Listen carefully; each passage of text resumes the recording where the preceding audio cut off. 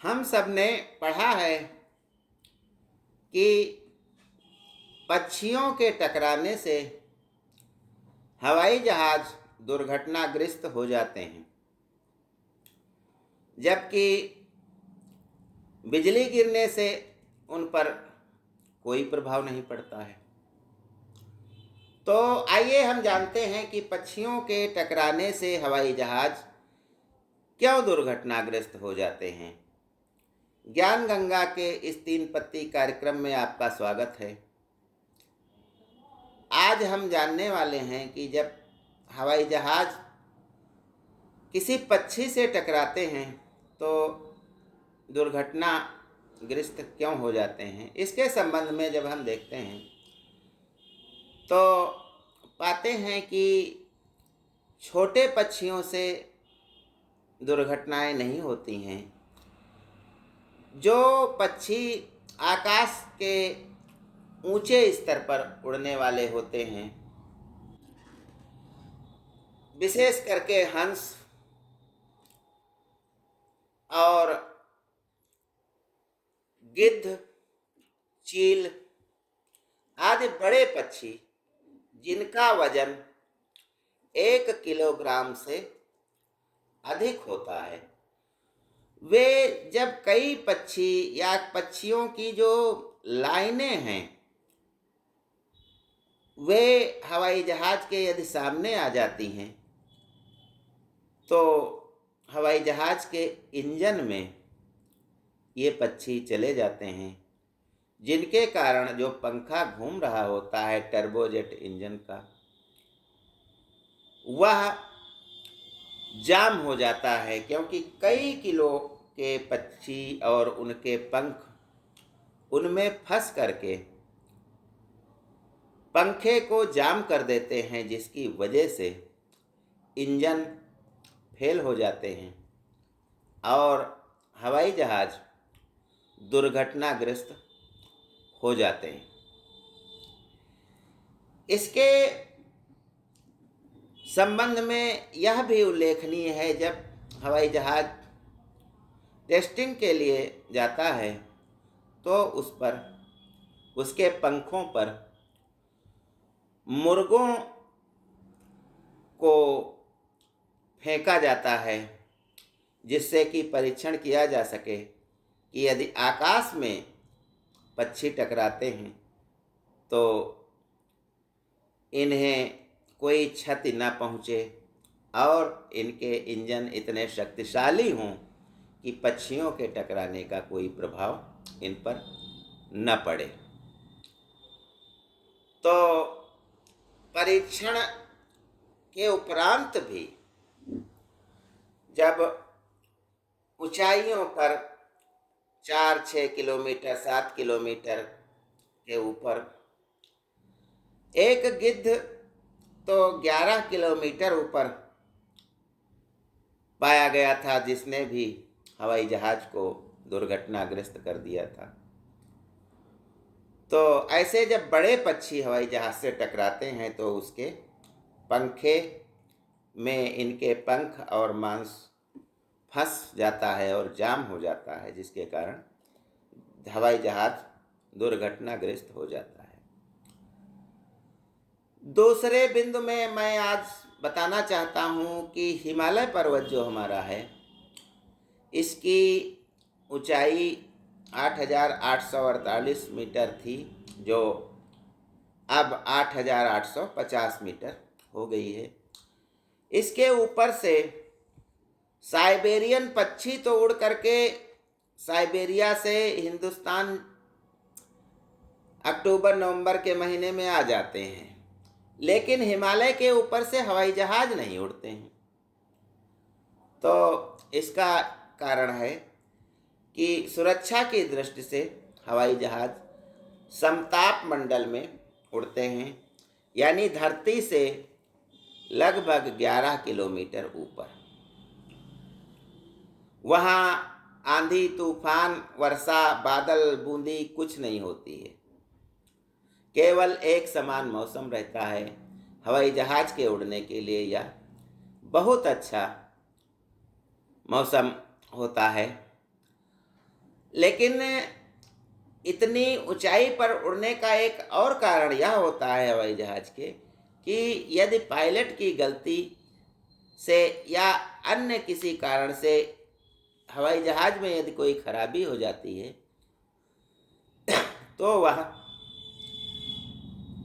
धीरे धीरे नीचे गिरता है और तब तक पायलट कोई न कोई उपाय करके उसे संभाल ले जाते हैं, उसमें मरम्मत कर ले जाते हैं, जिससे बच जाता है। अब हिमालय पर्वत से जब कोई उड़ेगा तो 8,000 किलोमीटर यानी 8 किलोमीटर तो वह ऊंचा है। तो वहाँ पर यदि हवाई जहाज में कोई खराबी आती है तो वह 2, 2.5, 3 किलोमीटर के नीचे यदि किसी कारण से आ जाता है तो वह पर्वत की चोटियों से टकरा जाएगा, जिससे वह दुर्घटनाग्रस्त हो सकता है। इसके अलावा हिमालय पर तूफानी हवाएं भी चला करती हैं और मौसम भी खराब रहता है, बर्फबारी होती रहती है, जिसके कारण दृश्यता में भी दिक्कत आ सकती है और वातावरण के कारण हमें यदि कोई खराबी आती है तो हम संभाल नहीं सकेंगे और हमारा हवाई जहाज पहाड़ से टकरा जाएगा। इस कारण हिमालय के ऊपर से हवाई जहाज नहीं उड़ते हैं। अगली बात मैं बताना चाहता हूँ कि सांप काटने से अब लोग पीड़ित व्यक्ति को तुरंत अस्पताल ले जाते हैं, लेकिन एक समय ऐसा भी था जब झाड़ फूंक करने वाले उनके पास सांप काटे हुए व्यक्ति को ले जाया जाता था और वे झाड़ फूंक करके ठीक कर देते थे। तो इस संबंध में जब हम जानते हैं कि ऐसा कैसे वे ठीक कर देते थे, तो इसका कारण यह है कि जैसे हम लोगों का धन रुपया पैसा होता है, वैसे ही सांप का जो धन होता है वह उसका विष होता है, जिसकी सहायता से ही वह चूहे को मार सकता है और अपना शिकार किसी को बना सकता है। तो सांप जब किसी मनुष्य को काटता है तो वह या तो दबाव में पड़ जाता है या तो सांप को खतरा होता है, आदमी उसे देख नहीं पाता है, उस पर पैर पड़ जाता है तो सांप जो है उसे काट लेता है, खतरा महसूस करता है तो काट लेता है। लेकिन सांप की प्रकृति नहीं है कि वह मनुष्य पर हमला करे, क्योंकि मनुष्य उसका शिकार नहीं होता है। ऐसे में सांप यदि फंस गया है, कहीं निकलने का नहीं रास्ता है, तो वह अपना थोड़ा सा जहर किसी व्यक्ति के शरीर में छोड़ देता है, काट लेता है बहुत थोड़ा जहर, और वह निकल भागता है। व्यक्ति सांप काटने से परेशान हो जाता है और ऐसे में सांप को मौका मिल जाता है, वह निकल जाता है। तो यदि जहर की मात्रा हमारे शरीर में बहुत कम गई है तो हम मरेंगे नहीं, विष का असर होगा लेकिन हम ठीक हो जाएंगे। तो जो झाड़ फूंक करने वाले होते हैं वो इसी प्रकार से जिनके शरीर में जहर की कम मात्रा होती है उन्हीं मरीजों को ठीक कर पाते हैं, और ज़्यादा जिनके शरीर में विष चला गया है उनको वे ठीक नहीं कर पाते हैं, तो कहते हैं ईश्वर की मर्जी है, काल ही थे आए। सांप काटने से हमारे शरीर पर प्रभाव क्या पड़ता है? तो दो प्रकार का सांप का जहर होता है, होमोटॉक्सिन, न्यूरोटॉक्सिन।